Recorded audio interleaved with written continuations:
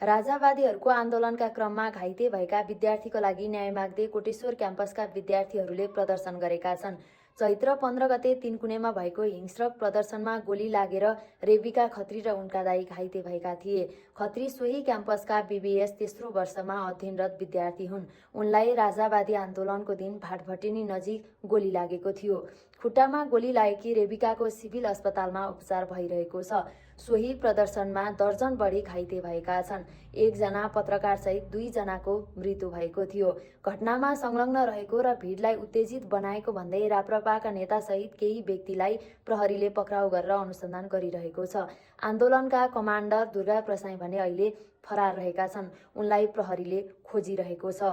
गोली हान्ने दोषीलाई कारबाही गर, प्रधानमन्त्री केपी ओली होसियार, रेबिका खत्रीलाई न्याय दे, गृह प्रशासन होसियार, प्रहरी दमन मुर्दाबाद, युद्ध होइन हामी शान्ति चाहन्छौँ, युद्ध होइन हामी शान्ति चाहन्छौँ भन्दै विद्यार्थीहरूले प्रदर्शन गरेका छन्।